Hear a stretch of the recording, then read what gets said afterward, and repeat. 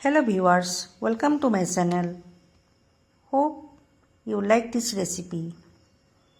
আশা কৰোঁ আপোনালোকে মোৰ ভিডিঅ'টো চাই ভাল পাব।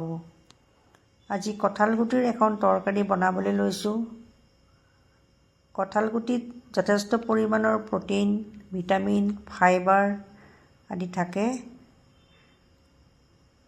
কঁঠালগুটি খোৱাটো যথেষ্ট উপকাৰী।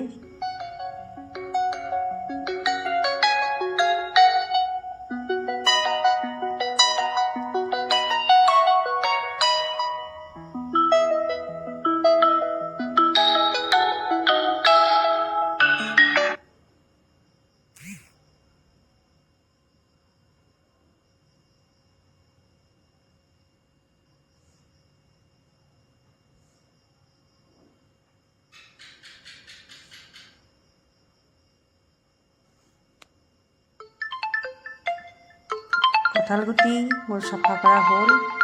এতিয়া গুটিখিনি মই সৰুকৈ কাটি লৈছোঁ। এইদৰে কাটি ল'লে সোনকালে সিজে।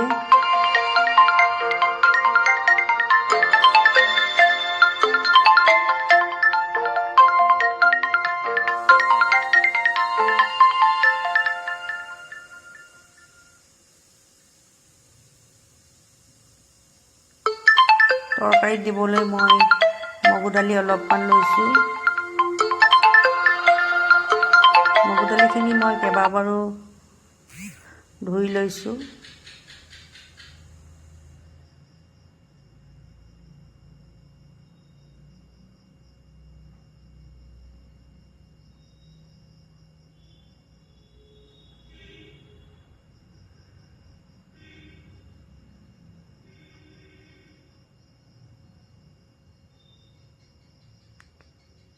নহৰু, আদা আৰু পিঁয়াজ কাটি লৈছোঁ।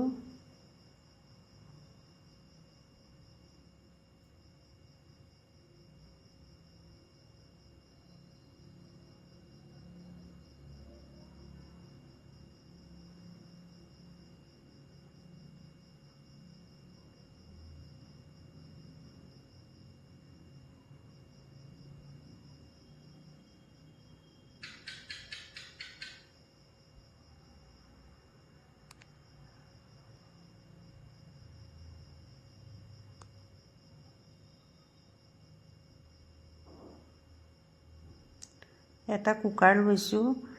কাটি লোৱা কঁঠালগুটিখিনি কুকাৰত দিছোঁ।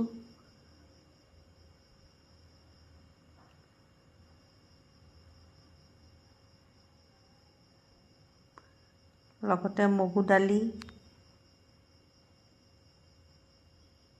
পিঁয়াজ, আদা, নহৰু সকলোখিনি দিছোঁ।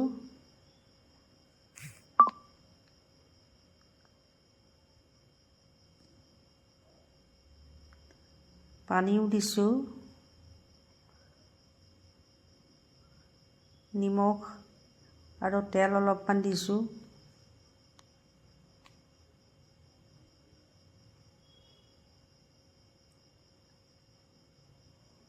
কঁঠালগুটিখিনি কুকাৰত মই 10 মিনিটমান সিজাবলৈ দিছোঁ।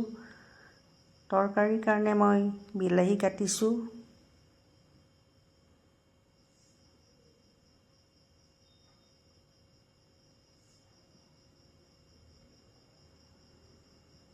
দহ মিনিটৰ পাছত কঁঠালগুটিখিনি সিজি উঠিছে। দাইলো গলি গ'ল। কেৰাহী গৰম কৰি তেল দিছোঁ। জলকীয়া আৰু সৰিয়হ অলপমান দিছোঁ। জুইটো কমাই ৰাখিব লাগিব। বিলাহী দি লৰাই আছোঁ। এতিয়া মছলাৰ গুড়িবিলাক দিছোঁ। জিৰা, ধনিয়া, হালধি, ৰঙৰ কাৰণে জলকীয়াৰ গুড়া। অলপ সময় বিলাহীখিনি সিজিব দিছোঁ।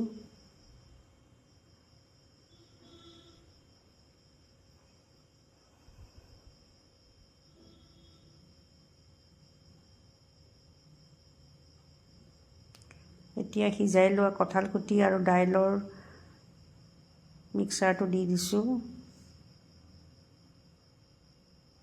অলপ সময় উতলিবলৈ দিব লাগিব।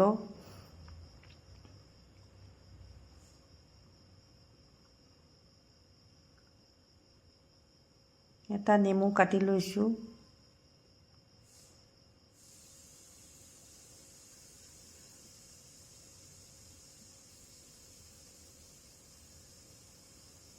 নেমুৰ ৰসখিনি কঁঠালগুটিৰ জোলখনত মই দি দিছোঁ। এইদৰে দিলে ৰংটো ধুনীয়া হয়, খাবলৈও সোৱাদ হয়। অলপ সময় উতলাৰ পাছত তৰকাৰীখন হৈ উঠিছে। খুবেই সোৱাদ লাগে কঁঠালগুটিৰ তৰকাৰী। এয়া হৈয়ে গ'ল।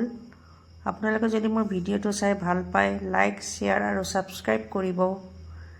Thank you for watching my channel. Take care. Bye bye.